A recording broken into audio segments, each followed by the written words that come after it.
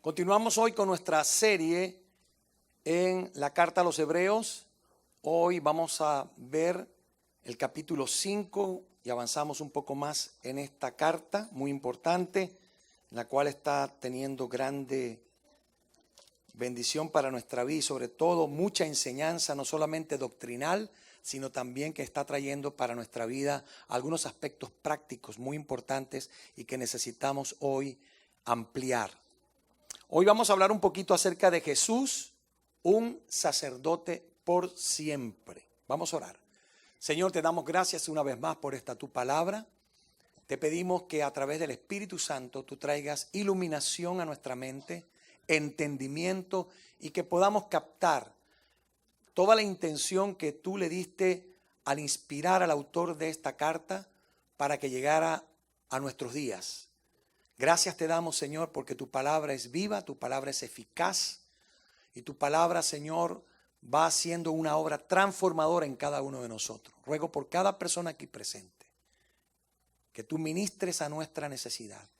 Te lo rogamos en el nombre de Jesús, nuestro Señor. Amén. Estamos en el capítulo 5 y vamos a dar lectura primeramente a los versículos 1 al 4. Leemos la escritura. Porque todo sumo sacerdote, tomado de entre los hombres, es constituido a favor de los hombres en lo que a Dios se refiere, para que presente ofrendas y sacrificios por los pecados, para que se muestre paciente con los ignorantes y extraviados, puesto que Él también está rodeado de debilidad. Y por causa de ella, de esa debilidad, debe ofrecer por los pecados, tanto por sí mismo como también por el pueblo. Y nadie toma para sí esta honra, sino el que es llamado por Dios, como lo fue Aarón. Note bien que dice en primer lugar este pasaje que todo sumo sacerdote es tomado de entre los hombres. O sea, no cualquiera puede calificar para este oficio. Era algo que Dios específicamente otorgaba a ciertas personas. Y otra cosa que nos describe el libro de Éxodo, en el capítulo 28, si usted va conmigo un momentito a Éxodo, allí dice en el capítulo 28, versículo 1, y tú haz llegar a ti a Aarón, tu hermano, y a sus hijos consigo, de entre los hijos de Israel, para que sean mis sacerdotes. Aarón, Nadab y Abiú, Eleazar e Itamar, hijos de Aarón. Vemos entonces que los hijos de Aarón fueron señalados por Dios y constituidos para ser sacerdotes. Así que tanto el sacerdocio como el oficio del sumo sacerdote en los días de Moisés era algo que Dios había establecido y había dado instrucciones específicas. Y el autor de Hebreos resume cuidadosamente el trabajo del sumo sacerdote al decir que presenta ofrendas y sacrificios por los pecados. Así que la función principal del sumo sacerdote era oficiar directa o indirectamente a través de los sacerdotes de menor rango todo lo que tenía que ver con los sacrificios al Señor. Aquí la frase ofrendas y sacrificios por los pecados nos recuerda que no todos los sacrificios eran expiación por los pecados. ¿Qué quiere decir eso? Que habían sacrificios que eran ofrendas presentadas al Señor como rituales con la intención de agradar a Dios. Era una manera en que el pueblo expresaba su adoración al Señor. Habían ofrendas mecidas y no todas las ofrendas eran de animales. Habían ofrendas de frutos de la tierra.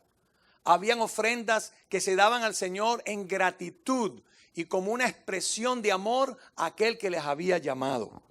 Así que otra cosa que es bien importante en cuanto a esto de los sacrificios y del oficio del sacerdote es que este sacerdote tenía que tener ciertas cualidades. Una de esas cualidades que tenía que tener el sacerdocio era la paciencia. Los sacerdotes tenían que ser extremadamente pacientes, porque era una tarea difícil. ¿Se imagina lo que implicaba que un pueblo, cuando se convocaba para este momento especial de presentar los sacrificios al Señor, todo el trabajo que encerraba el hacer estos sacrificios? Y el tener que esperar que cada persona pudiese ofrecer a Dios el sacrificio que correspondía. Los que tenían posibilidades ofrecían su cordero, su carnero, y aquellos que eran más pobres y no podían ofrecer un carnero o una oveja, ofrecían tórtolas o palominos, pequeñas aves. Y estos eran sacrificios que eran tomados en cuenta por Dios. Así que toda esa cantidad de personas que continuamente venían a ofrecer sacrificios requería que el ideal de estos sacerdotes, y en especial el del sumo sacerdote, el que fuera más que un carnicero de sacrificios de animales. Él también tenía que mostrar paciencia. Y mira lo que dice la Escritura: paciencia con los ignorantes y extraviados. Así que él iba a ministrar los sacrificios expiatorios con un corazón lleno de amor hacia el pueblo. Es una cualidad muy importante. De hecho, es la cualidad más importante que Dios demanda de nosotros como cristianos.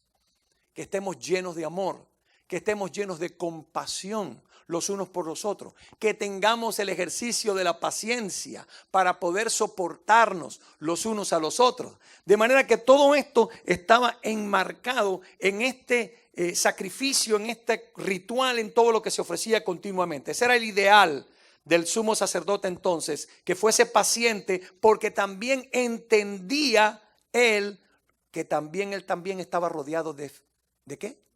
De debilidad, de debilidad.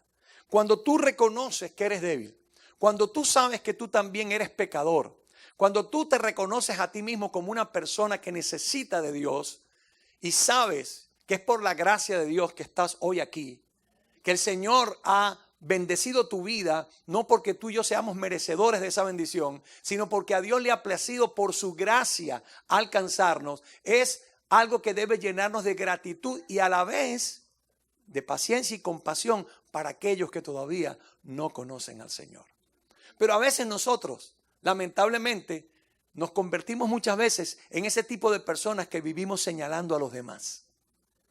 Y como dijo Jesús en cierta ocasión, que nosotros debemos primero quitar ¿qué?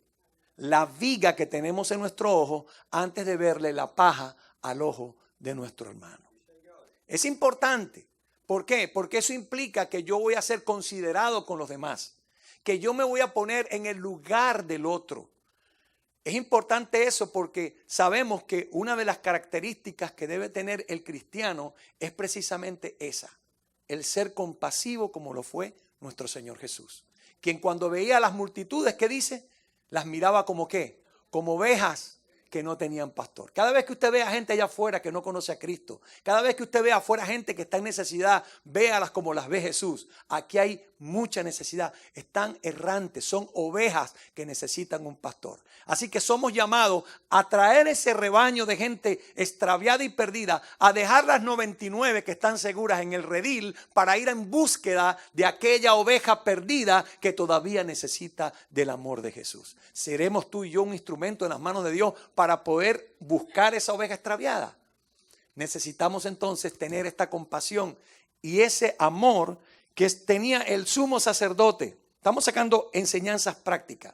Otra cosa importante que vale la pena recordar en este contexto es que cuando Dios ordena a sus sacerdotes con ciertas cosas muy importantes que tenía que tener, él tenía que asegurarse de que el sumo sacerdote pudiese ministrar con esa compasión. Y para ello, Dios hizo un acto muy maravilloso. ¿Sabe qué hizo Dios? Les dio a los sumos sacerdotes, les dio que usaran una cosa que se llamaba el pectoral. El pectoral estaba colocado en el efod que usaba el sacerdote. En este caso el sumo sacerdote llevaba 12 piedras de diferentes tipos de piedra. Y en ese pectoral que llevaba el sumo sacerdote, estaban inscritas en cada una de esas piedras los nombres de las 12 tribus de Israel. Y no solamente en el pectoral, en las sombreras, que también tenían incrustadas piedras, cada una de esas piedras tenía impresa el nombre de las 12 tribus de Israel. ¿Qué significaba esto? Que cuando el sumo sacerdote venía al lugar santísimo para ofrecer el sacrificio, ¿verdad?, de la expiación, allí él traía, por decir, el pueblo de Dios en sus hombros y en su corazón para presentarlo al Señor en un acto de misericordia, pidiendo a Dios su gracia para que a través de ese sacrificio expiatorio el pueblo pudiese recibir el perdón de sus pecados. ¿No es maravilloso eso? Ahora, esto va a tener una aplicación práctica para nosotros más adelante, pero por ahora quiero que usted recuerde eso. Así que estos sumos sacerdotes estaban constituidos por Dios para una misión muy especial. Pero tenían que recordar que por causa de su debilidad, ellos también como pecadores no solamente ofrecían sacrificios por el pecado de los demás, sino que también ellos tenían que presentar su propio sacrificio por el pecado de ellos en el día de la expiación. Así que cuando nosotros recordamos esto, vemos lo que dice la Escritura, que nadie toma para sí esta honra sino el que es llamado por Dios, como lo fue Aarón. Así que el sumo sacerdote era tomado de la misma comunidad del pueblo de Dios, pero ¿era elegido por el pueblo de Dios? No, era elegido directamente por Dios. Así que era designado por el Señor para un oficio muy especial y era dado por derecho de nacimiento. Nadie podía ofrecerse, yo quiero ser sacerdote. No, era por elección, por derecho de nacimiento, si venía de la descendencia de Aarón o de la tribu de Leví, podía ser un candidato a ocupar el sacerdocio, porque era un honor que ningún hombre podía tomar para sí. ¡Wow! Ahora, qué bendición tan grande nosotros, los cristianos del nuevo pacto, que nosotros, la Biblia nos dice que somos real sacerdocio, nación santa, pueblo adquirido por Dios para que anunciemos las virtudes de aquel que llamó nuestra vida de las tinieblas a su luz admirable. Nosotros que en otro tiempo no éramos pueblo, pero que ahora somos pueblo de Dios. Tú y yo tenemos una función sacerdotal en nuestro tiempo. Y cualquiera de nosotros puede llegar a ser sacerdote. Sí, con una sola condición: haber nacido de nuevo. ¿Oyó lo que dije? Antes tenía que ser un descendiente directo ¿de quién? De Aarón.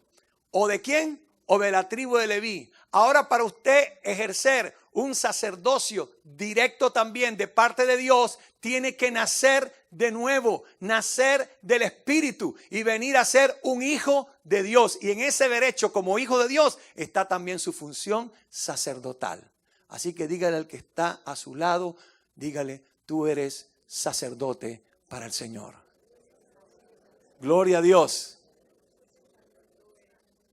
Pastor, entonces significa que ya yo no tengo que ir a un seminario para estudiar, para hacerme un sacerdote. No, usted no tiene que ir a un seminario para hacerse sacerdote. Usted se hace sacerdote no porque usted lo desee, sino porque Dios en su amor y misericordia le da el sacerdocio a usted recibir a Cristo como su Señor y Salvador personal. Y aquí quiero dirigir una palabra a los hombres de la iglesia. El sacerdocio nos coloca en una posición de responsabilidad ante Dios. Somos sacerdotes en nuestra casa porque somos responsables de la vida espiritual de nuestra familia. Cada hombre en esta iglesia, recuerde que la Biblia dice que Dios le ha constituido a usted como cabeza de su familia, cabeza de su esposa y de sus hijos. Y esa responsabilidad requiere que usted y yo rindamos cuentas al Señor de cómo está la vida espiritual de nuestra familia. Como dijo Josué, yo y mi casa serviremos al Señor.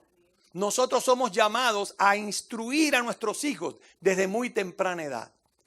Por eso es importante destacar la verdad y el hecho de que la mayoría de las familias, cuando tienen una vida devocional, cuando en la casa se lee la Escritura, cuando la familia se sienta y se reúne para estudiar juntos la palabra de Dios, cuando la familia se reúne para orar, para interceder los unos por los otros, allí se está levantando un altar al Señor, se está levantando un hogar que está glorificando a Dios. Qué lindo cuando los hogares y especialmente los padres toman la responsabilidad delante de Dios de ejercer ese sacerdocio tan importante dentro de la familia. Dios nos está llamando, hermanos, a dar cuenta de cómo estamos dirigiendo nuestro hogar. Lamentablemente tenemos que decir que la mayoría de las iglesias alrededor del mundo son las mujeres las que han dado el paso al frente para asumir tal responsabilidad. Y eso no está correcto. Si bien las mujeres han tenido que asumir el rol y han tenido que salir al frente, creyendo también que también son parte del sacerdocio que Dios ha llamado como iglesia, no obstante, esto debe ser una tarea primordial, principal del hombre de la casa. ¿Dónde están los amén de los hombres aquí? Escuché muy pocos amenes a eso. Gloria a Dios. Entonces, es importante. ¿Por qué? Porque escúcheme, a veces nos quejamos de que nuestros hijos después no están andando en los caminos del Señor. A veces nos lamentamos de por qué mis hijos están andando en cosas que no deben andar. Pero hiciste tu labor como sacerdote. Criaste a tus hijos en el temor del Señor. Le diste la instrucción de vida en la palabra. Les leía la Escritura a tus hijos todos los días. Cuando iban a dormir, cuando se iban a acostar a dormir, ponías tu mano sobre ellos, imponías tus manos sobre ellos y declarabas bendición sobre tus hijos. Reafirmabas todo lo que tú querías ver en el futuro en tus hijos.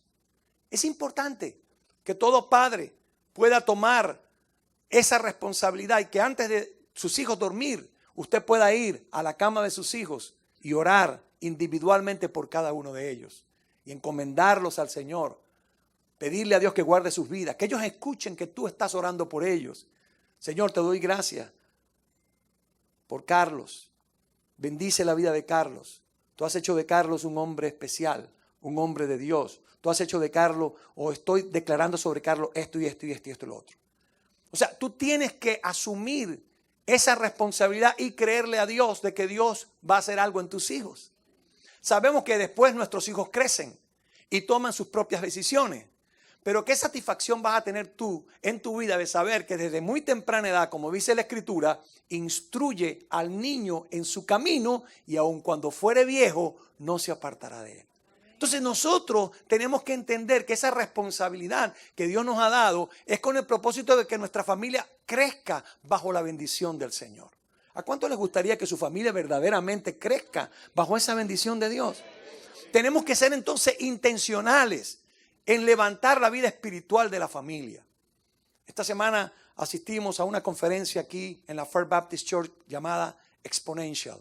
Es una conferencia donde vienen miles y miles de pastores alrededor del mundo. Se hace una vez al año. Tuvimos la oportunidad de ir, mi esposa y yo estuvimos allí. Y algo que aprendimos, bueno, digo que aprendimos porque verdad nos refrescan muchas cosas que tenemos que aprender y recordar. Una manera muy activa de leer la Escritura. Y en una forma muy sencilla, tú tomas tu Biblia y simplemente comienzas leyendo la Escritura y te detienes y oras al Señor. Y en esa oración, cuando tú oras a Dios con la palabra, le vas a pedir a Dios que revele si hay algo en tu vida que no está siendo de agrado ante Él. Y en esa meditación, en ese momento donde tú te detienes para escuchar la voz de Dios, Dios va a comenzar a hablar a tu corazón. Y Dios va a mostrar qué cosas hay que corregir. Es el momento entonces para hacer confesión, confesar nuestro pecado, pedirle al Señor que trate con nuestra vida.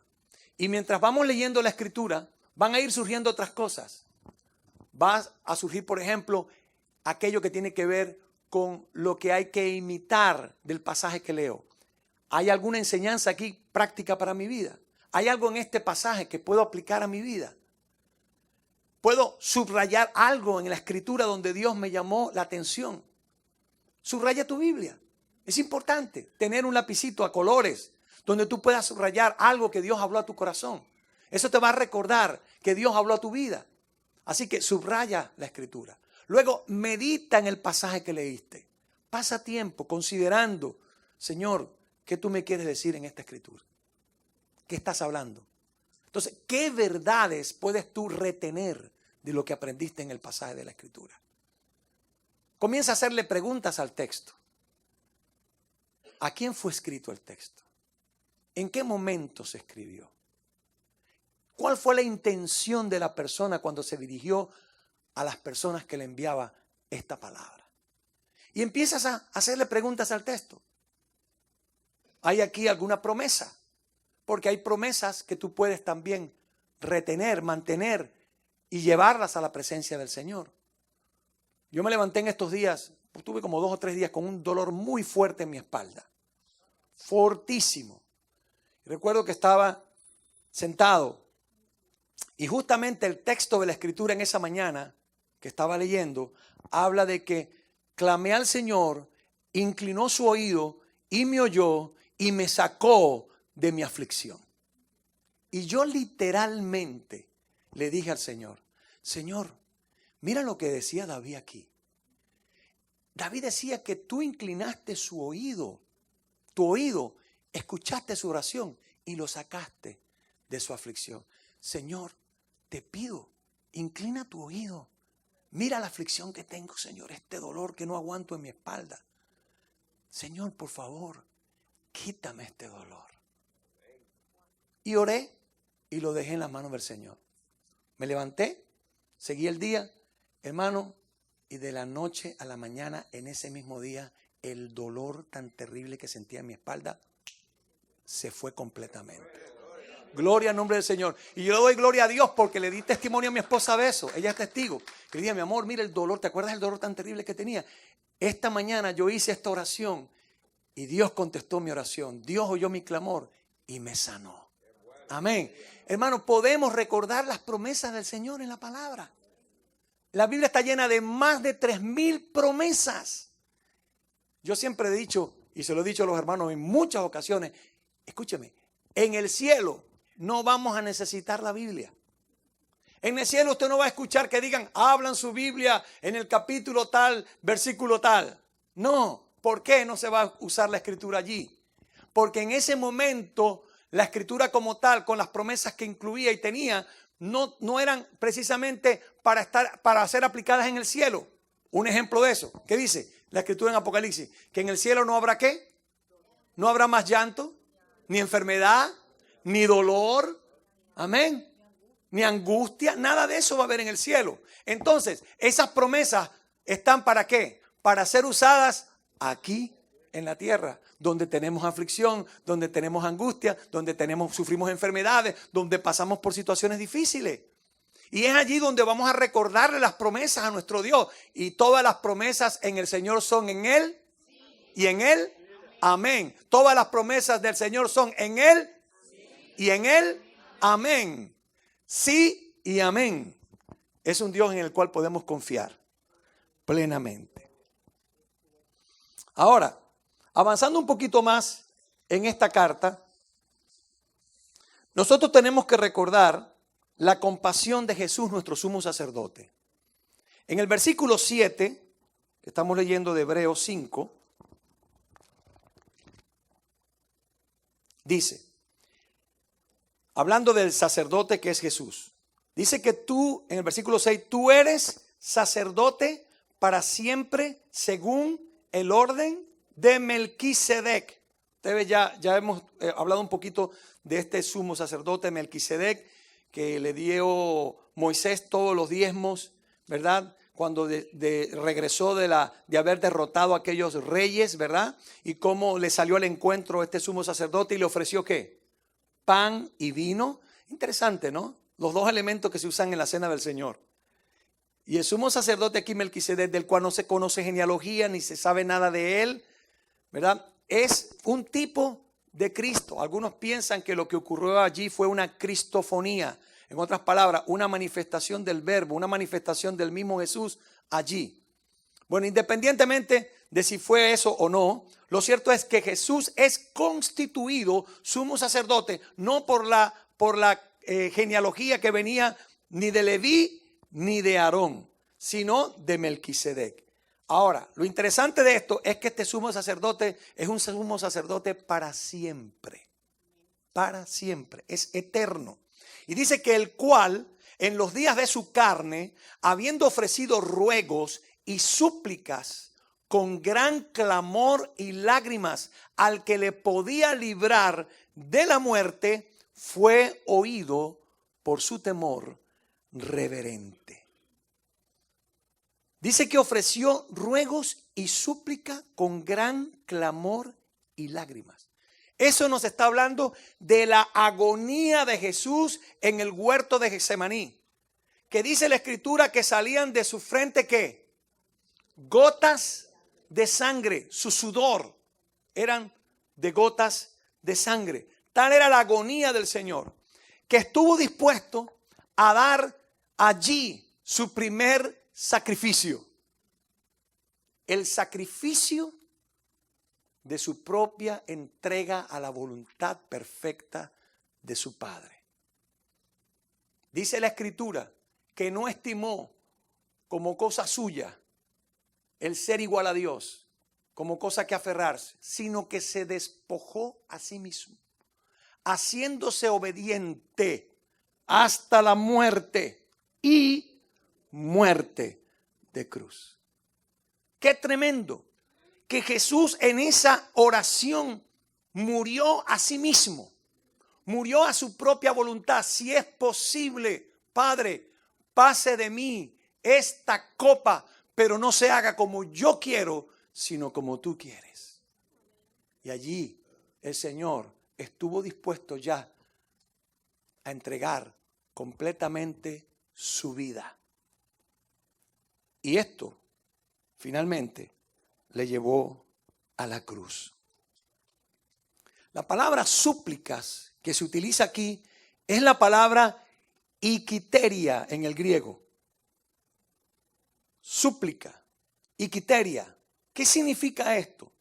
En el tiempo de los griegos, se recuerda que ikiteria era una rama de olivo que se colocaba dentro de un pedazo de lana. Y cuando venía una situación de guerra, de dificultad, y se suplicaba por la paz, el griego levantaba esta rama de olivo envuelta en lana y la agitaba. Era una súplica de paz, pidiendo paz. Se convirtió en una práctica en la cultura griega. Y de hecho, hasta el día de hoy en muchos lugares se utiliza la rama de olivo como un símbolo de la paz. Ahora, ¿qué es interesante esto? ¿Por qué? Porque eso es lo que alguien en la cultura griega sostenía, agitaba para expresar su oración y desespero por la paz. Y hay que resaltar que estas súplicas de Jesús fueron ¿dónde? ¿En cuál jardín? En el huerto de Getsemaní.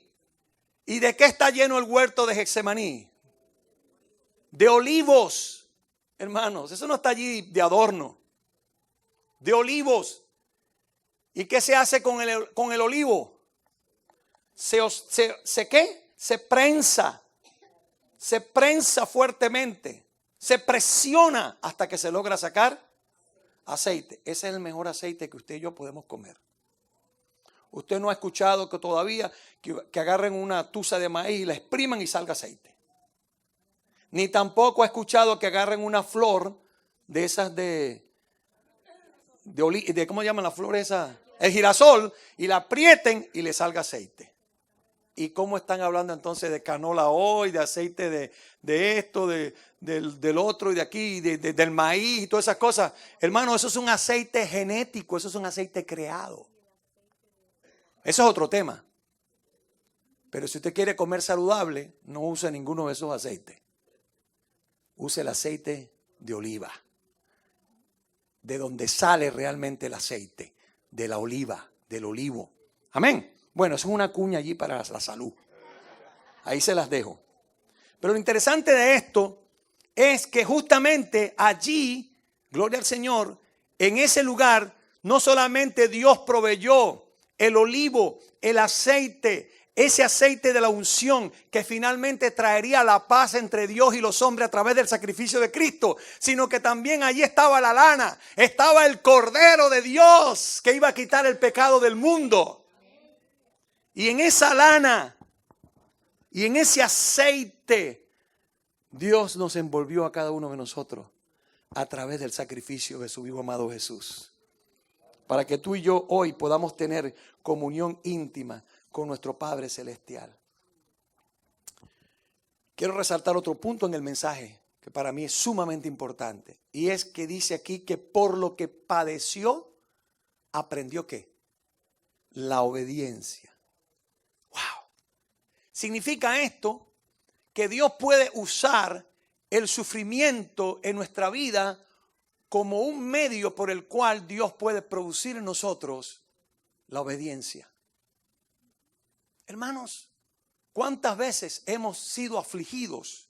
Hemos pasado por pruebas y hemos llegado a entender que mucho de lo que nos está aconteciendo es producto de nuestra desobediencia. ¿Cuántos problemas nos hemos metido por las decisiones erradas que hemos tomado? ¿Cuántos problemas hemos creado nosotros mismos por decisiones que no son correctas?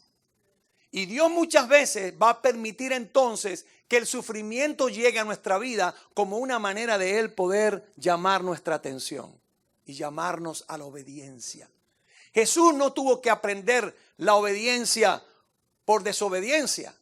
Jesús la aprendió porque Él mismo eligió agradar a su Padre en todo.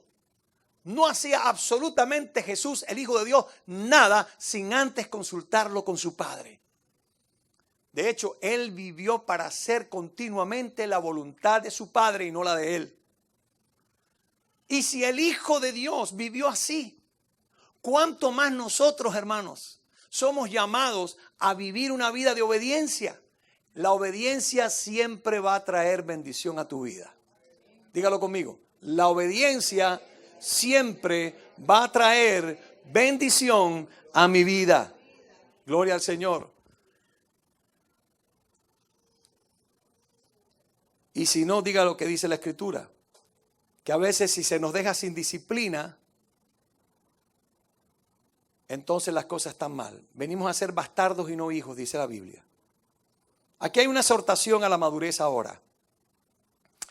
Después que Jesús padece por nosotros, habiendo sido perfeccionado, vino a ser autor de eterna salvación. Así que la experiencia de Jesús en el sufrimiento lo hizo perfectamente apto para ser el autor. Esto es la fuente, la causa de nuestra salvación. Y tengamos en cuenta que esta salvación está extendida para todos los que le obedecen. ¿Por qué? Porque la creencia en Jesucristo como Señor y Salvador se sobreentiende que tú haber creído en el Señor de todo tu corazón en Jesús te va a llevar entonces a la obediencia. Por sus frutos los conoceréis. No todo el que me dice Señor, Señor entrará en el reino de los cielos, sino ¿quién? El que hace la voluntad de mi Padre que está en los cielos. Entonces, cuando tú y yo somos obedientes, estamos demostrando que verdaderamente hemos creído en el Señor. No como aquellos, como dice la Escritura, este pueblo me honra ¿de qué? De labios, pero su corazón está lejos de mí. Quiere Dios entonces que nosotros seamos hijos obedientes. Y dice que fue declarado sumo sacerdote para siempre por este acto de obediencia continuo. Y aquí viene la exhortación a la madurez. Dice que esto, hablando del sumo sacerdocio de Jesús, de acuerdo a la orden de Melquisedec, es difícil de explicar. Y la razón por la cual se ha vuelto difícil de explicar es por la condición de la gente a la cual se le enviaba el mensaje. Dice, por cuanto os habéis hecho tardos para oír. Habéis hecho tardos para oír. Y esto explica por qué el autor no toca el tema de Melquisedec inmediatamente. Él primero quiere tratar algunos aspectos básicos que tienen que ver con lo que es más complejo después. Pero la condición espiritual que ellos tenían en ese momento no les daba la capacidad para poder entenderlo. Así que ser tardo para oír no es un problema con el oído. Dígale al que está a su lado. Ser tardo para el oír no es un problema con el oído, sino un problema con el corazón. Se lo voy a volver a repetir. Ser tardo para oír no es un problema con el oído. Ser tardo para oír es un problema con el corazón. ¿Por qué? Eso significa que la persona no está interesada en escuchar lo que Dios quiere decir. No querer escuchar la palabra de Dios es señal de un grave problema espiritual. Y estos cristianos a los cuales se está dirigiendo la carta están sintiendo las ganas de renunciar a Jesús. Eran tardos para oír. ¿Por qué? Porque la dureza del corazón llega por lo general primero y después la renuncia. Se lo vuelvo a decir. La dureza del corazón por lo general llega primero y después llega el deseo de renunciar. Tenga cuidado, hermanos. Tenga cuidado. Porque la palabra de Dios es viva y eficaz. Pero para algunos la palabra de Dios se le ha convertido en algo aburrido. Me cuesta leer la Biblia. Es que no la entiendo. Es que, no sé, me parece, no sé, no le encuentro pie ni cabeza a esto. Y muchas veces la gente, en vez de tener una actitud de, Señor, háblame por tu palabra. Aquí vengo, Señor, no entiendo nada. Espíritu Santo, revélame, enséñame. Esa debe ser nuestra actitud al acercarnos a la Escritura. Y no, no, es que verdaderamente este libro es muy, muy difícil. No, yo no voy a leer más la Biblia porque mejor me voy a leer otra cosa. Y hay gente que cambia la Biblia por otras cosas. Aquí se expone la incapacidad de esta gente para la madurez espiritual. Se muestra claramente el problema. Dice en el versículo 12, porque debiendo ser ya que maestros, después de tanto tiempo, tenéis necesidad de que se os vuelva a enseñar cuáles son los primeros rudimentos de la palabra de Dios. Imagínense ustedes, en otras palabras, ¿cuántas veces tenemos gente en la iglesia que llevan años y años y años recibiendo palabra, recibiendo enseñanza, seminario, van a cuanto retiro hay, van cuanta actividad existe, se meten al instituto bíblico, estudian, pasan los años, se gradúan y todavía tienen necesidad de que se les vuelva a instruir de cuáles son los rudimentos de la doctrina de Cristo? Debiendo ser ya ¿qué? Maestros. ¿A qué está haciendo alusión el Señor aquí? ¿Sabe a qué está haciendo alusión? A la gran comisión. Todos nosotros, los que ya tenemos tiempo, que conocemos algo de la Escritura, que a lo menos podemos dar testimonio de lo que Cristo ha hecho en nosotros, ya somos candidatos a ser personas que podamos llevar a otros a Cristo y comenzar con ellos un discipulado de tú a tú, personal. Y yo siempre les pregunto a mis amados hermanos y hermanas, ¿dónde están tus discípulos? Imagínate que Jesús te pregunte hoy mismo, Pedro, ¿dónde están tus discípulos? Jorge, ¿dónde están tus discípulos? Luis, ¿dónde están tus discípulos?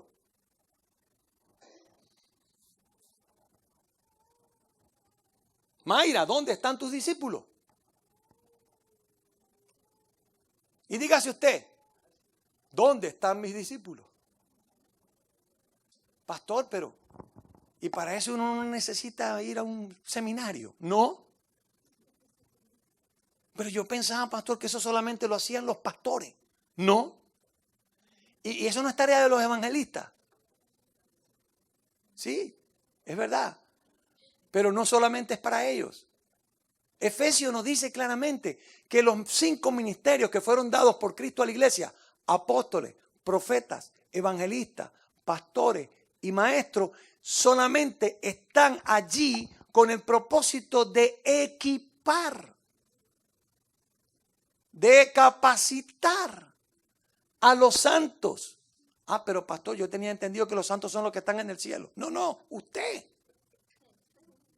Separado para Dios, apartado para Dios. Cada uno de nosotros somos santos para el Señor, que hemos sido apartados y separados para Cristo, para hacer la obra del ministerio, para la edificación del cuerpo de Cristo, hasta que todos lleguemos a la unidad de la fe y del conocimiento del Hijo de Dios, a un varón perfecto, a la estatura de la plenitud de Cristo.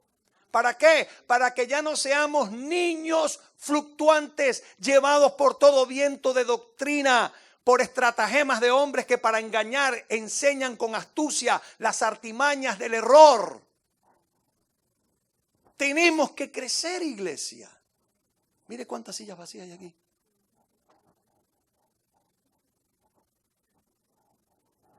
Somos llamados a llamar a otros. Dios quiere usar nuestra vida como un testimonio de vida.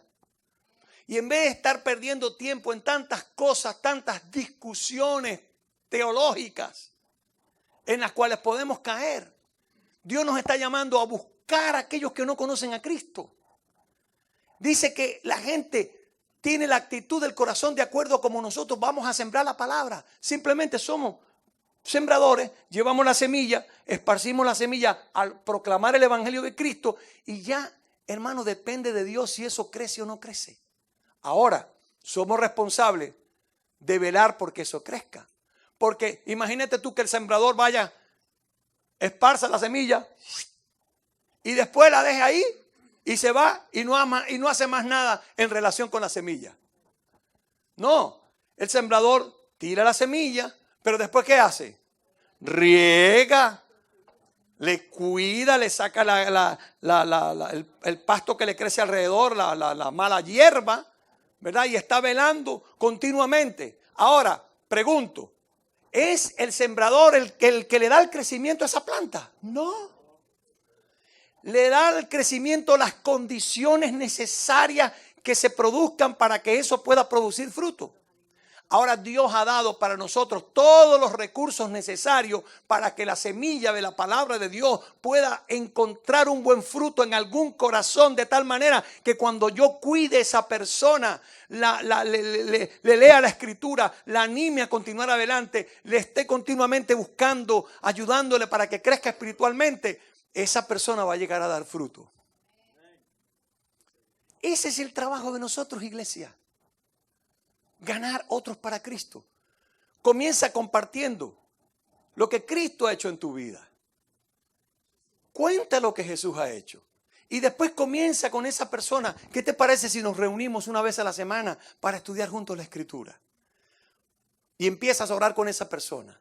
Empiezas a ayudarla, empiezas a animarla. Estábamos en el taller, en uno de los talleres donde decía la persona que estaba ministrando esta semana en la conferencia, él decía que muchas veces el problema de la iglesia no es tanto que haya gente. El gran problema de la iglesia es que la iglesia no está discipulando. No está haciendo el trabajo para el cual el Señor le llamó. Id y haced discípulos a todas las naciones. Pero una vez que yo tomo un discípulo, ¿qué dice? Enseñándoles que guarden todas las cosas que yo les he dicho. ¿Y qué dice el Señor? Y aquí yo estoy, ¿con quiénes? Con vosotros. ¿Con quién? Con el que discipula y el discipulador. Hasta el fin del mundo. El Señor va a prometer su presencia en tu vida. El Señor te va a ayudar para que tú hagas esa labor de discipulado. Comienza a orar al Señor, iglesia, por una persona. Señor, dame una persona para ti este año. Quiero ganar a alguien, Señor, y ayúdame a que yo me comprometa con esa persona a discipularla, a ayudarla. Aquí doy una exhortación también en términos de cómo hacerlo. Mujeres con mujeres y hombres con hombres. ¿Por qué? Porque un hombre no es llamado a discipular a una mujer. ¿Está claro eso? Se puede hacer una enseñanza en general, como iglesia, pero cuando se trata de ministrarle a una persona, de persona a persona, de ayudar a esa persona que crezca espiritualmente, tú eres llamado a hacerlo con otra persona, como hizo Pablo con Timoteo, ¿verdad?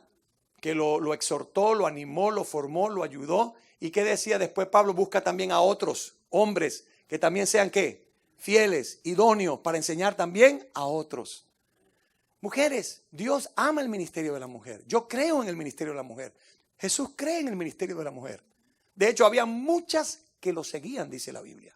Muchas mujeres que estaban con él. Y no solamente lo seguían para darle de comer. Yo creo que hacían mucho más que eso. Yo creo que también llevaban el evangelio.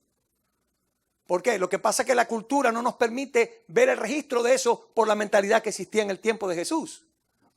Incluso Dios tuvo que tratar hasta con el apóstol Pablo en esa área.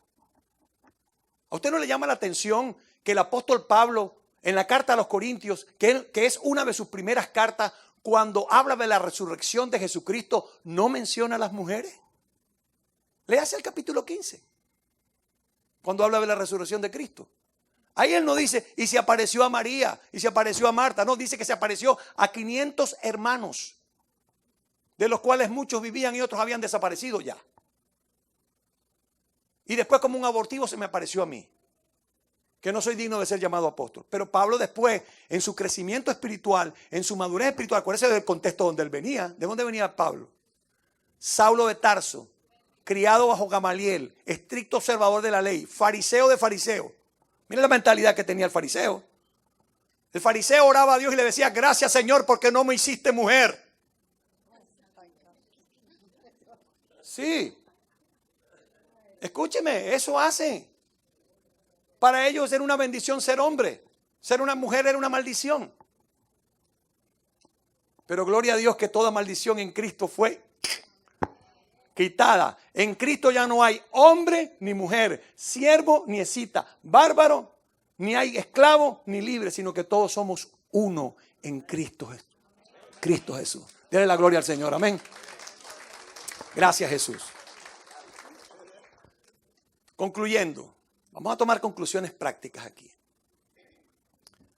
Considerando, iglesia, la labor a la cual Dios nos ha llamado. Yo quiero animarte a que ores al Señor en esta semana. Comencemos a orar. Vamos a unirnos en oración para pedirle al Señor que nos ayude a conseguir personas para Él. Haga una pequeña lista de personas que usted quisiera ver convertidas.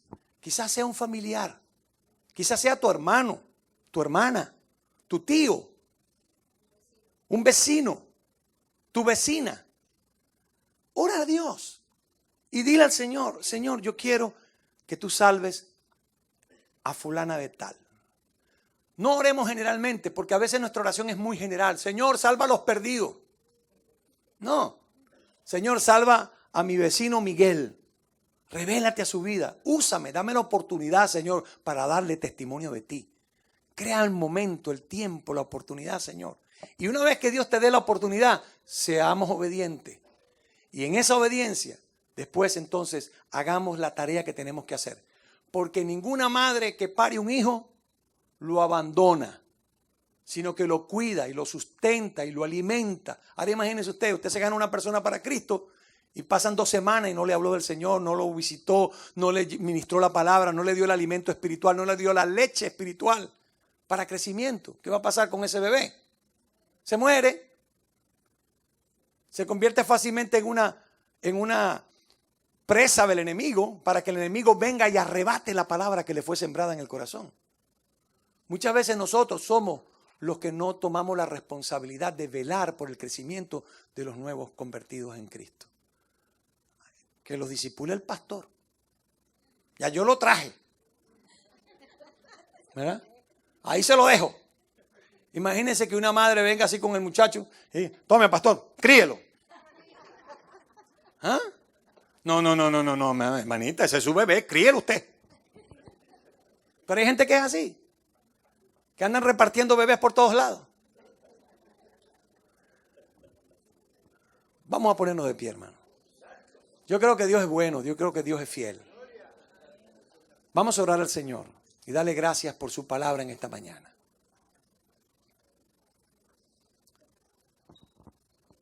Señor, te damos gracias por tú hablar a nuestros corazones en este día. Tú nos recuerdas una vez más, Señor, que tenemos una gran responsabilidad con el mundo que nos rodea. Señor, perdónanos por nuestra desobediencia. Perdóname por no buscar la oveja perdida y estar más pendiente de las 99. Ayúdame, Señor. Yo quiero obedecerte. Yo te pido que me des oportunidad en esta semana de presentarle el Evangelio a alguna persona que tú pongas en mi camino. Y quiero orar intencionalmente por mis vecinos. Dame gracia. Te pido la salvación de ellos. Y que pueda yo de alguna manera contribuir al crecimiento espiritual una vez que vengan a ti, Señor. Y te pido esto para cada miembro de la iglesia, Señor. Cada persona aquí presente. Señor, danos el interés genuino. Sabemos que detrás de cada persona, detrás del nombre de cada persona hay una historia, hay una realidad, hay una situación en la cual sabemos que tú puedes llegar y ministrar. Úsanos como esos instrumentos. Te pido por mis hermanos en sus trabajos, con sus compañeros de trabajo. Dales oportunidades, Señor, de presentar este glorioso mensaje, estas buenas nuevas que tú nos has dejado, Jesús. Yo te doy gracias por cada familia aquí representada. Queremos crecer, no porque queremos crecer nosotros para recibir gloria por eso. No, queremos crecer porque queremos que tu reino crezca, que tu reino se establezca en esta ciudad, en nuestras comunidades. Ayúdanos a hacer esa iglesia militante, esa iglesia que está haciendo la obra a la cual tú la llamaste a hacer, Señor. Gracias te damos, Dios. Y si hubiese en esta mañana aquí alguna persona que quiere hoy entregar su vida a Cristo y decirle al Señor, Señor, aquí está mi vida. Yo quiero obedecerte, quiero caminar contigo, Jesús. Quiero que me perdones mi desobediencia, mis pecados. Y que tú, Señor, salves mi vida y me hagas un discípulo tuyo, Señor. ¿Ahí habrá alguien así hoy aquí que quiera levantar su mano? Yo quiero ser un discípulo de Cristo. Yo quiero seguirte, Señor. Yo quiero obedecerte. Quiero entregar mi vida a ti, Jesús. ¿Habrá aquí alguna persona hoy que da ese paso de fe? Diciéndole al Señor, me quiero entregar a ti, Jesús. Quizás a lo mejor ya tú conoces al Señor, pero hoy Dios habló a tu vida, como ha hablado a la mía, de que queremos ser esos instrumentos en las manos del Señor que Él pueda usar, que Él pueda usar en el momento, en la ocasión que Él presente. ¿Te animarías a decirle, Señor, en esta mañana, Señor, usa mi vida, Jesús, que yo quiero ser un instrumento en tus manos? Alguien levanta su mano y dice, Señor, yo quiero ser un testigo tuyo, Señor. Quiero que uses mi vida. ¿Te animas a decir eso hoy? Señor, quiero ser un testigo tuyo, Señor. Quiero dar testimonio de ti, de tu amor, de tu grandeza. Úsame, Señor. Dios te va a usar, hermano. Y dile ahora, lléname de tu Santo Espíritu. Dame el valor para hablar tu palabra, Señor. Gracias, Jesús. Gracias a las manos que se levantaron. Dios bendiga su vida en esta mañana.